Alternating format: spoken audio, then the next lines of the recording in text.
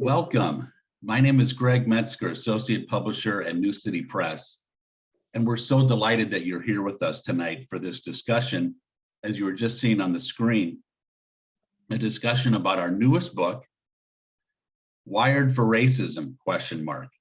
And so we're going to have a really nice opportunity tonight to meet the two authors of the book and have a discussion about some elements of the book and their own story and narrative and journey. And we're just delighted that you're here to join us tonight. So our two authors are James Woodall and Mark Ellingsen. And I'm just going to tell you briefly about them, and then they're going to really have a lot more to say. But James Woodall currently serves as Public Policy Associate of the Southern Center for Human Rights, and he's the founder and CEO of the Major Wish Group, LLC. He's a former state president of the Georgia NAACP, and he's a busy man. He's also an associate minister at Pleasant Grove Baptist Church in Marietta, Georgia. Earlier in his life, he was an intelligence analyst in the U.S. Army.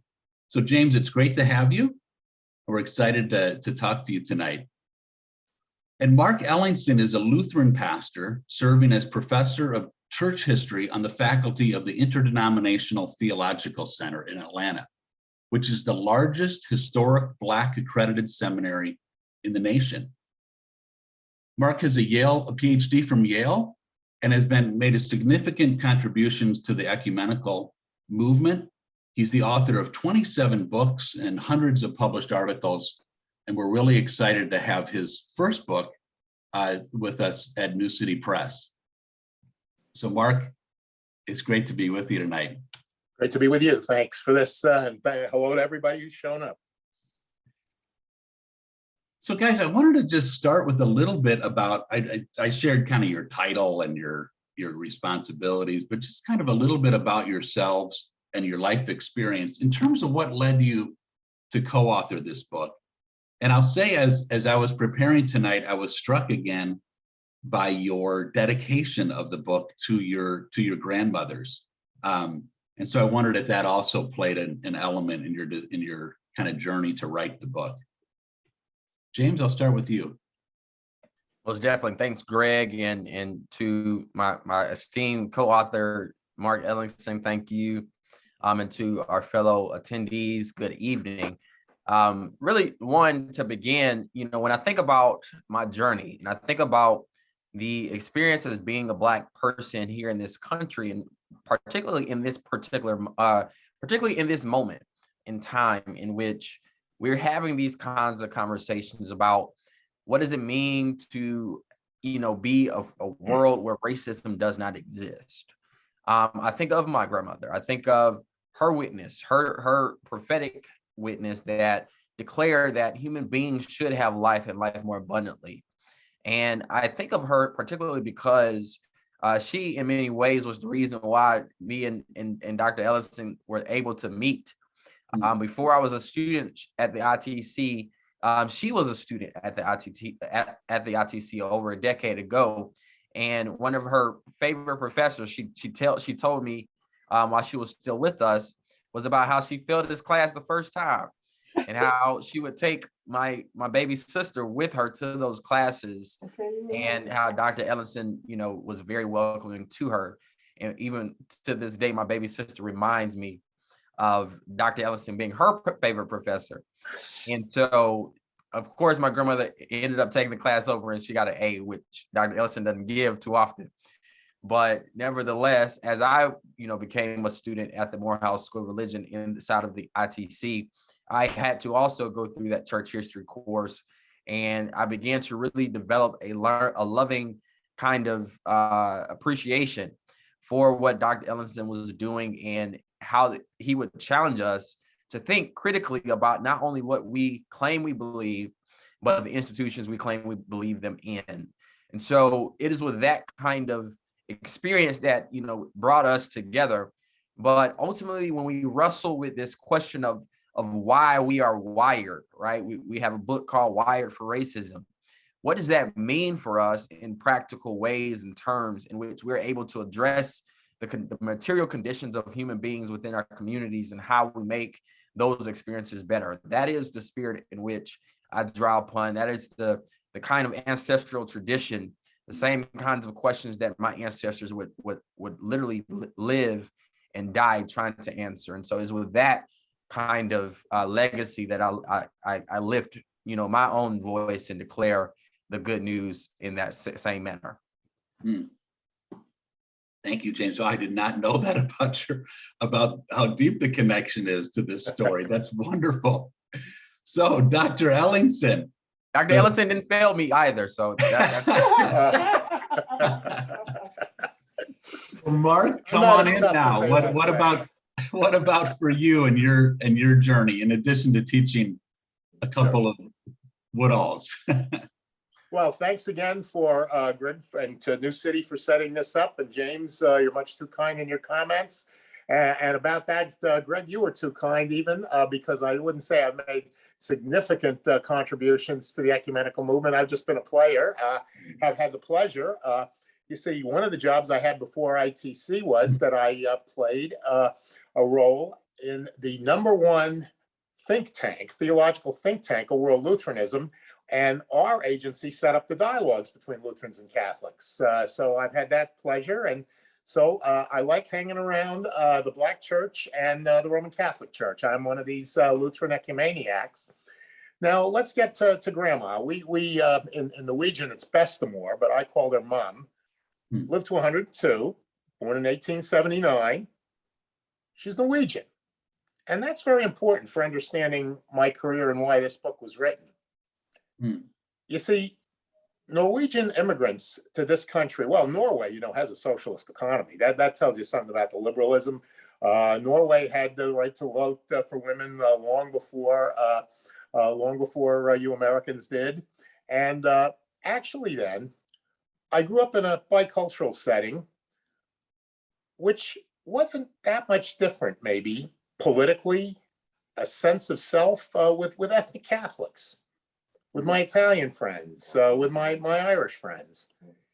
And in that orientation, think about the history of these segments of Catholicism, was fairly liberal, pro-worker politics, democratic politics. All right, well, now you know where how I was raised, and in that kind of setting. And so definitely then, the family, very much inspired by this Norwegian pietist grandmother who read the Bible every day, who could see God in nature, but also with a fierce kind of liberal politics that really then questions why some folks who were born here in America don't have the privileges that us recent Americans, that we immigrants have.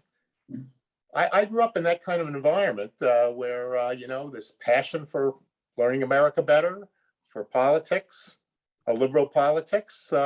And that explains a little bit why I've been hanging around at ITC, the seminary that we both are affiliated with for the last 30 years.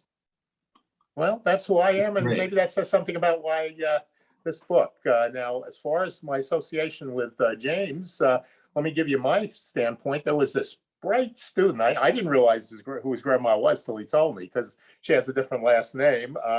So he didn't play that card with me. he earned the estimation that I had of him as this free-thinking, critical thinker. And then somebody who was active politically. The faculty is buzzing about this gentleman, and his activism, because this is what our seminary is all about. And so I wanted to get to know him and learn some things from him. So what started out as a teacher-student relationship, I became his student too. And we began talking. And can you begin to see then how this idea for this book began to bubble up and emerge? Yeah, this is great.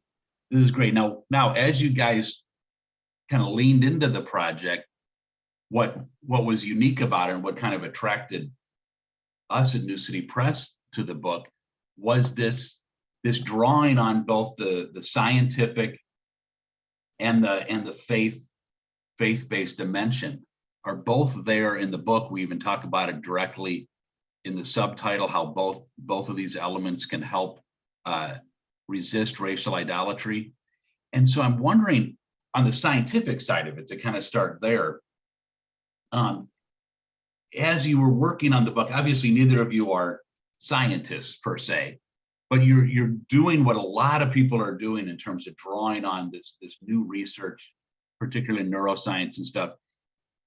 I'm just curious, as you were working on this project, which of those ideas kind of most resonated or most kind of touched you and grabbed you as you were working on the book? Do you want to do that first, James? Sure, or should Mark. I? Go ahead, Mark.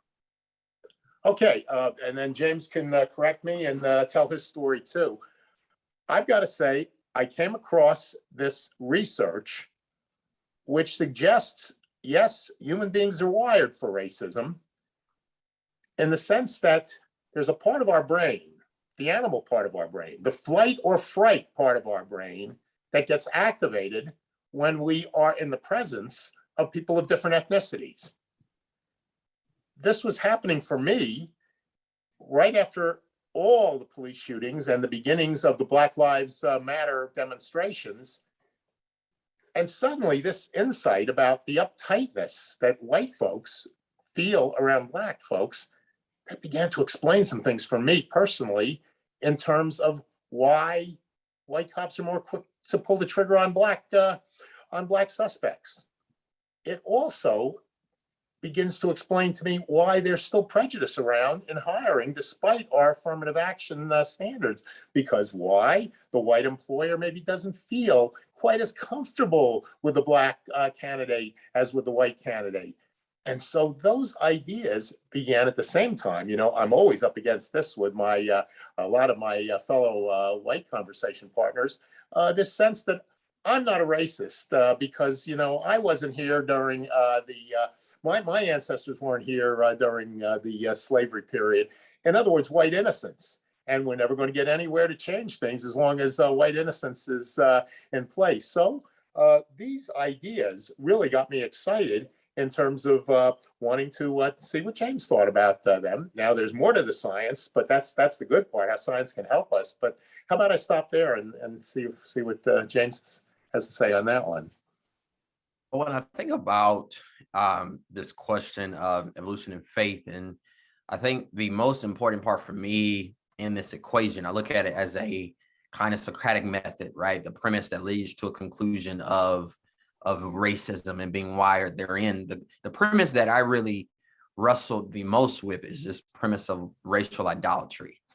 And why that's so important for us is, one, the construct of race, which thus give you racial idolatry, which it kind of modifies what idolatry exists. We're looking and analyzing a human construction, a socio-political construction that has no basis in biological reality. And so to juxtapose race with the question of evolution lifts up a very interesting dynamic in which oftentimes we never discover opportunities to evaluate what is happening, right? And so when we wrestle with this, one of the things Mark just raised about this white innocence question was quite interesting, because we oftentimes stop there. We oftentimes say white people must wrestle and reckon with the ills and the effects of racism, but we never do an investigation of how this racial identity has impacted people who are considered and through circumstances are considered to be Black. And that is really where I've, pushed myself in a number of ways, because when people, like in the book, we talk about ontological Blackness, for instance, which is a text by Dr. Calvin Warren, or you talk about, Victor Anderson and this kind of question of Black nihilism. What I'm not suggesting, and what we didn't suggest, was that people who are considered Black must erase themselves of a cultural heritage that informs their locality in the world. Meaning, how did I get here? How do we get the disparities of education? How do we get the differences in outcomes, whether it's economic, whether it's public health, or whether it's family situations? All of this to say, if we are to find our blackness or our whiteness more important, more divine, more creative than our very humanity, we are guilty of committing idolatry. And so to juxtapose that with this question of evolution and how did human beings come to be, and how do we develop through our brains a function of being that allows for us to contribute and build community together, then we're just as guilty. And so it challenges us in a number of ways. And me and Mark, we were very intentional about making sure that there was a tension present, right? Because in these kinds of spaces, it's important for people to be able to say, no, I find my Black empowering. No, why can't I not be proud to be white? These are questions that people ask us in praxis, right? And if we're simply saying you cannot find salvation in your whiteness or your Blackness, people are going to look at us like we're crazy, right? And so what we're arguing is that the ability for us to build that beloved community will result in us having some power and having some accountability in that human identity that not erases people's differences, because it's a difference to say, I don't see color. That's not what we're saying. We're saying there is a difference. And there's a reason why we're created in such a way that allows for diversity. What we're not saying, though, is that this question of other, if you're not a part of this master class, if you're not a part of this standard class, then you are not a part of God's community. You're not a part of God's promise. You are not a part of God's inheritance. That is really at the heart of what we're dealing with, because we're often in our theology, in the language that we communicate in these spaces of faith practice, that is what you're hearing. Make me white as snow, right? I want to be pure. I want to be, no longer be sinful and wretched of the earth, but I want to be saved. And what that language means in historical lens is that in order for you to be saved, in order for you to be pure, in order for you to be anything other than sin sick and wretched and ugly and disgusting and all those things, you must be white. And that's the question that we are wrestling with. And it takes a different kind of language for us to move beyond it. Yeah. So I hear you saying race, different races. The idea of different races creates racism. Is that fair? I would argue the exact opposite. I think racism creates race. And in order for us to be able to eradicate ourselves of racism, we must then ask the question of why did it exist in the first place? Now, elimination of race doesn't get us there. And so that's why the evolution question and the faith question allows for us to rewire our brains so that we can ask the right kinds of questions. Yeah, I think that's one of the things that really struck me about the book, and maybe you guys can say some more about this, is that the insight from the science in terms of how we react to the other and what we're discovering about how that is kind of wired into us. But then this other element of what the science is showing us in terms of the elasticity, the way that our brain can develop and can, so we're not stuck in that wiring, right? And obviously our faith speaks to that too, but I wonder if you could say a little bit about that elasticity. Do you want to do that, James? You can start, yeah. Okay. All right. Well, now I want to about the elasticity of the brain, that we're not condemned to act on our animal instincts. We need to remember what neurobiology is teaching us.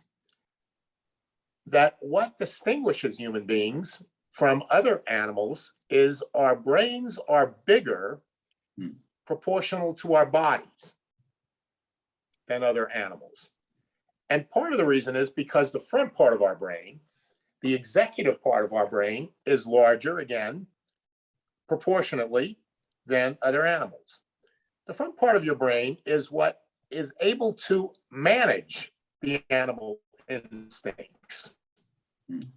And the more that part of your brain gets exercised, the more it dominates the rest of the brain. This is what we mean by elasticity. You see, the brain you've got today is not the brain you're going to have tomorrow unless you go into a coma.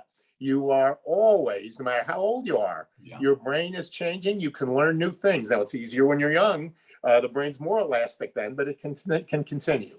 Well, what about this elastic brain? Well, the best, most human thing we can do is to exercise the front part of our brain. And when we do that, we will see that we are relational people who learn from the other. Our brain gets more elastic when we do that. And then there's been discoveries by modern evolutionary theorists who propose that actually what accounts for human superiority in the world is that we cooperate better because of these elastic brains, because the front part of our brain, we cooperate better than other animals. Think about that. Think when you're driving, how much cooperation is involved if you avoid an accident. Think of the cooperation involved in your company, if it's a good sized company, but even if it's a small sized company. Think of the cooperation to make America work too. It's amazing how cooperative we are at our best. Well, obviously we ain't cooperating when we're racists. How human do we want to be?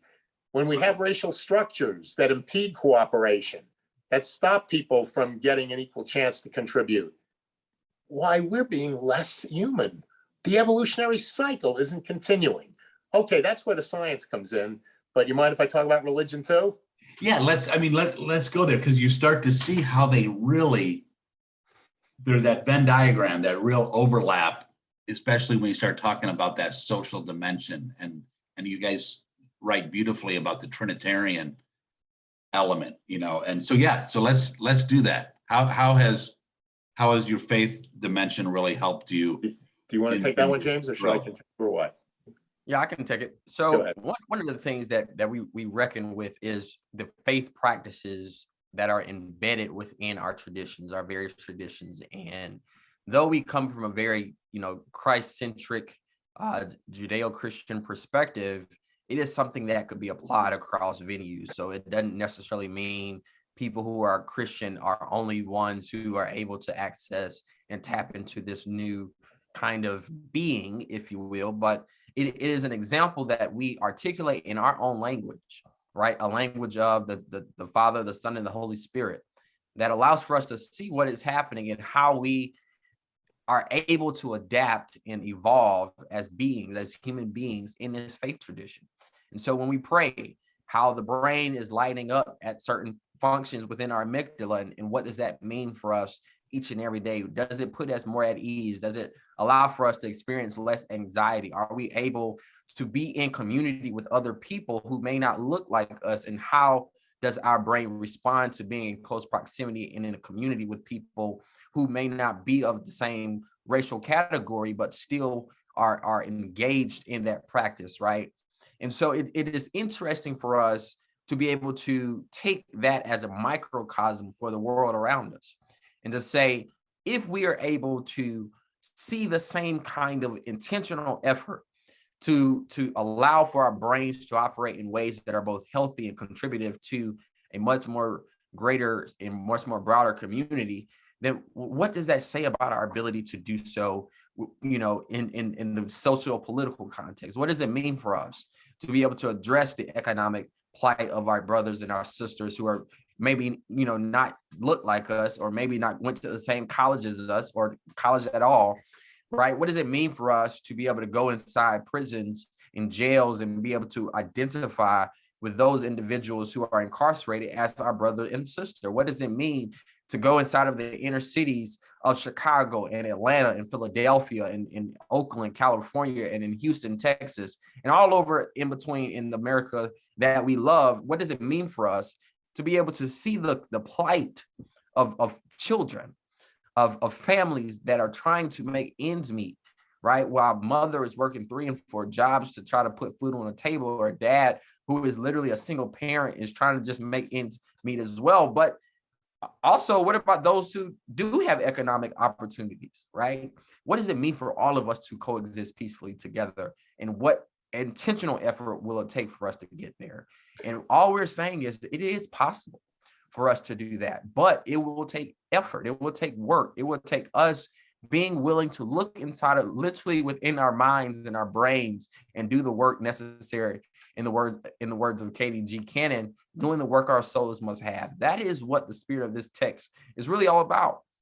Mm, Do you see the beauty of this, what James is saying too? Now, remember, when you're praying, when you're reading the Bible, when you're talking theology, the front part of your brain, that part of your brain that represses the animal instincts, the part that leads to cooperation, it goes on higher drive. In other words, and now Pierre Teilhard de Chardin, this great Catholic theologian, is smiling. Don't you see how when you're religious, it advances evolution?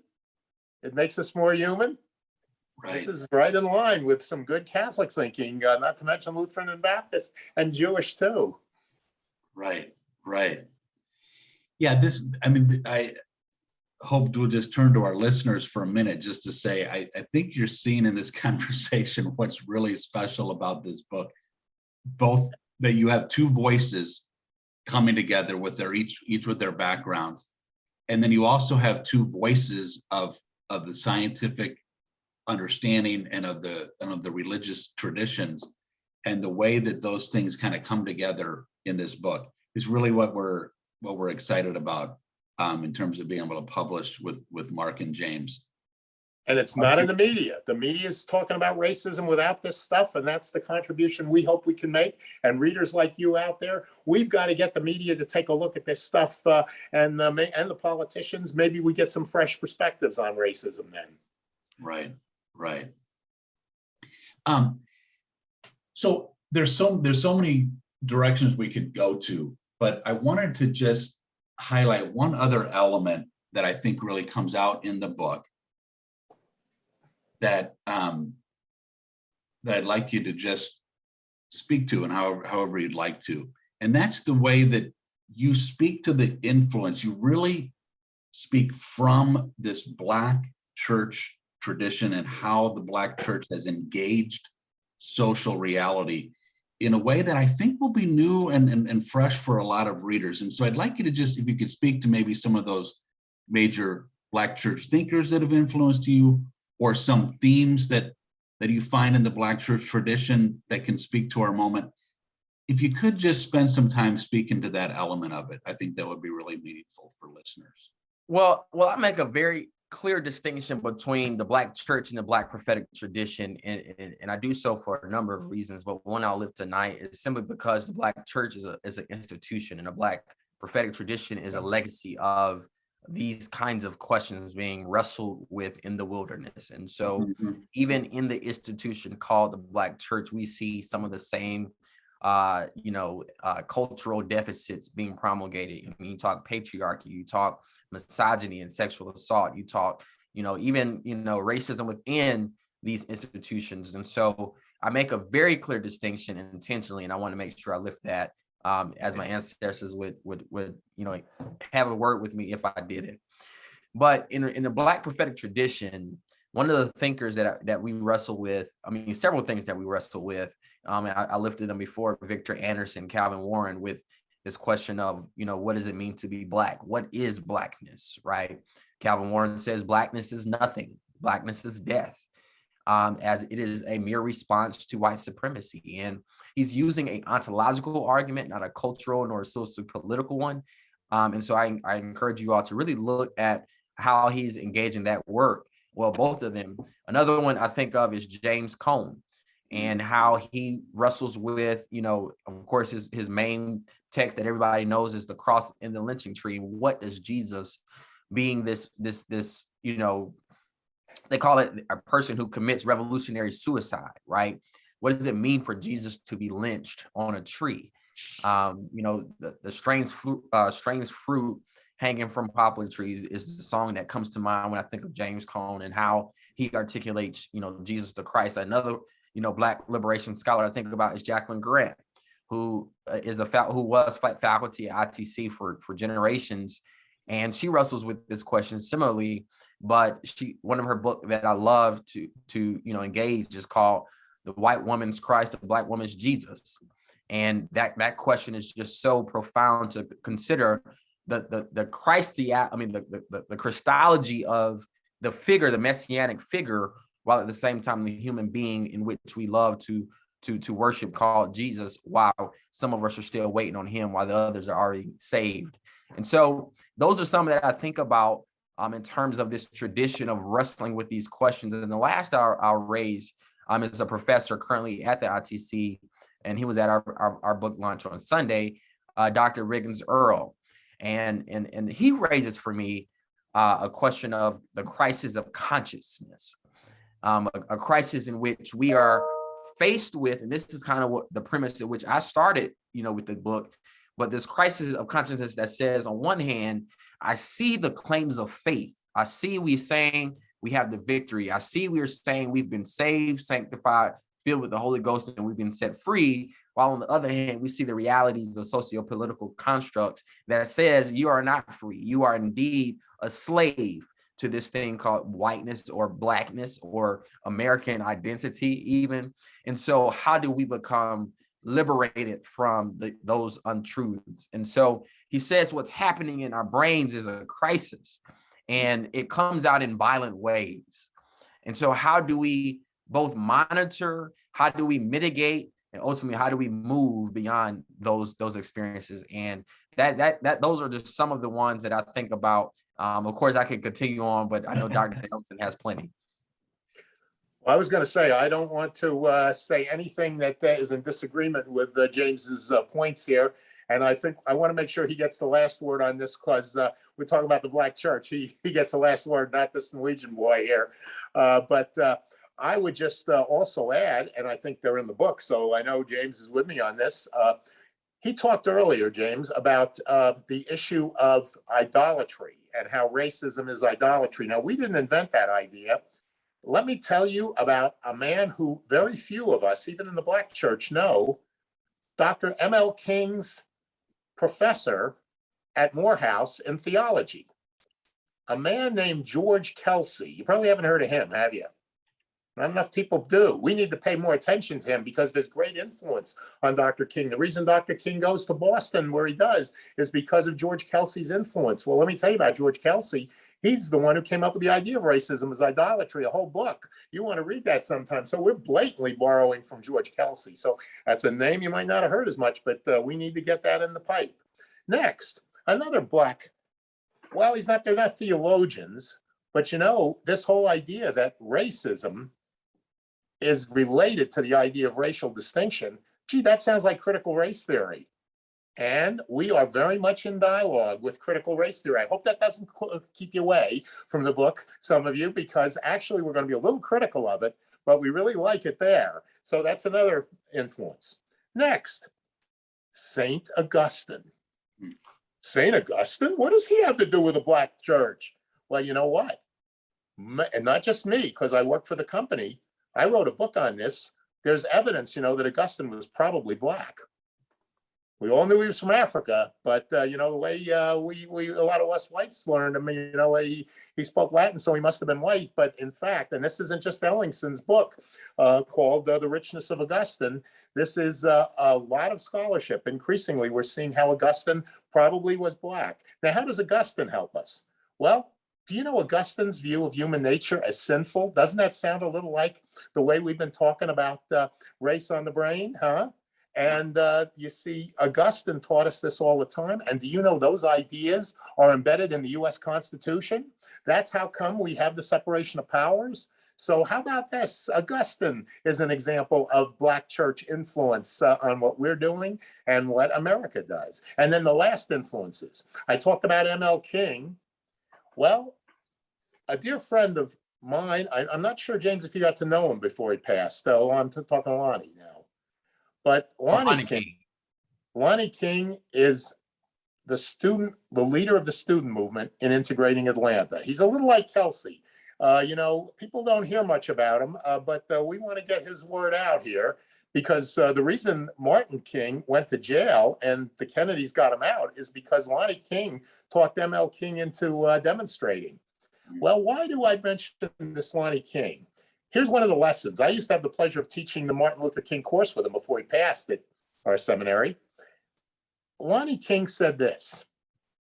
He said, the only way the civil rights movement is going to succeed is if we have specific demands. If we just talk about general principles, we'll never get anywhere. And then Lonnie King put me onto a interview ML King gave. ML King was explaining why this demonstration they'd done in Albany, Georgia didn't work.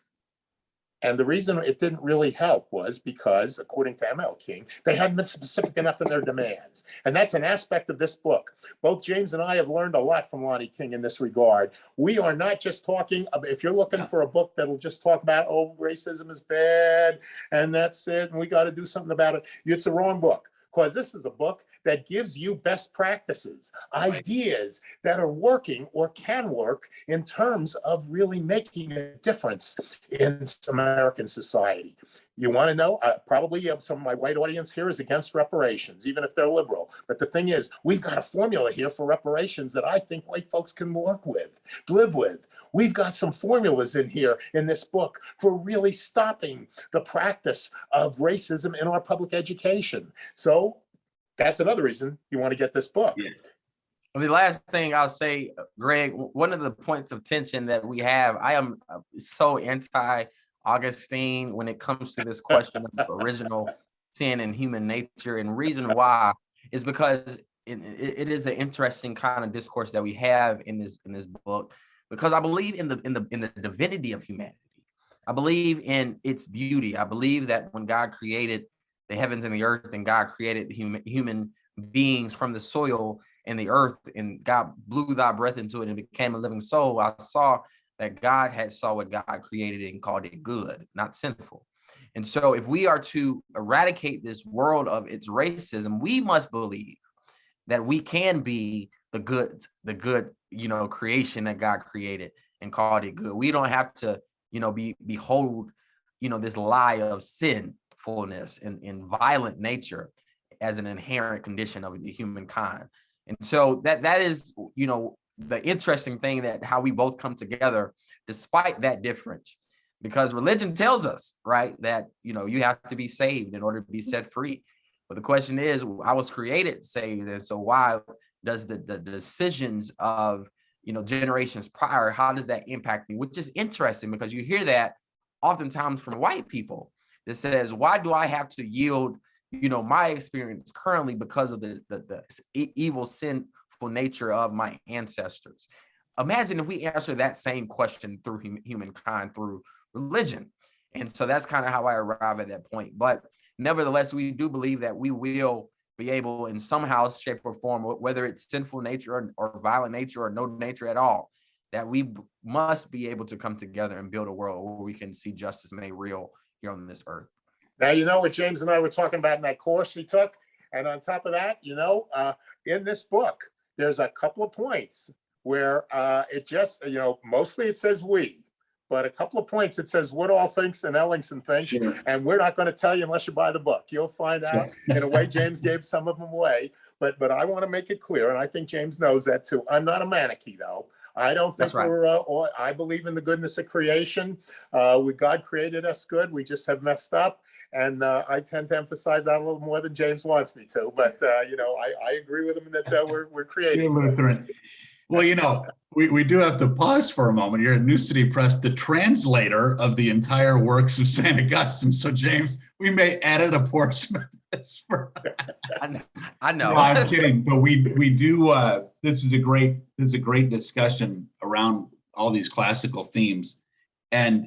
But I do want to go back to where to a point, because there really is, the book leans in and it finishes with chapter 5 is really to what Mark was saying about this book really seeks to give concrete steps, drawing on the best practices of the civil rights movement to inform moving forward today. So I think, Greg, I think you've really raised an important, unique feature of the book.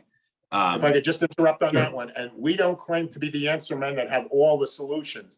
What we want this to happen, and James, jump in if I'm wrong, we want this to be a discussion starter for you and your small groups throughout the various movements, and come up with some better ideas that we left out. Hey, maybe we can really together come up with some real concrete solutions to this mess. Right. Yeah, I think that it's a good way to. The book is not presenting like a cookie cutter, you have to go do this. And I would say even politically, you guys really, in your history, and you're looking at the history of the country, it's an equal opportunity critique, of the political systems and parties, in a way that's really strong. I just want to say too, I want to take Mark's class. I want to go to James's church. Okay.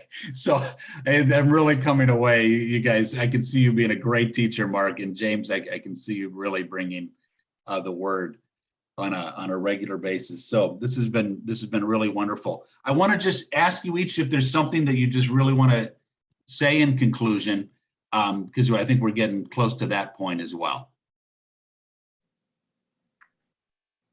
The only thing I'll say is this, is that I genuinely believe that if we are able to ask ourselves the right kinds of questions, if we're able to communicate in a newfound language, right? And how the scripture ends in Revelations, talking about a new Jerusalem, a new earth, or a new heaven, a new earth, a new Jerusalem, that it is important that we come with a new language. And the language that we offer is a language of hope, a language that allows for us to believe in the possibility that we can see God's promise here on this earth and in this lifetime. What we see right now is destitution. What we see right now is dysfunction. And what we see right now is destruction. But if we could be wild enough, if we could be, bold enough and courageous enough to believe that is possible, I don't see why we can't make that happen, and make it happen together. That is my promise. That is my hope. And in the words of Zechariah 9:12, it says, "Return to your fortress, you prisoners of hope." And so I remain forever enchained by that that warlike culture that says that we can believe that this can be done, because I'm wild enough to believe just that. So thank you so much to New City Press. Thank you, Greg, for all of the help that you all have provided over the last 2.5 years. Thank you, Mark, for continued service in the struggle for our liberation. Thank you so much, and God bless, and may God keep you. Amen. Amen. Amen. James. Except he forgot to leave out his important contributions too. Yeah. Well, I'll say, James, to get an email from James is to always finish with his signature is always in infinite hope.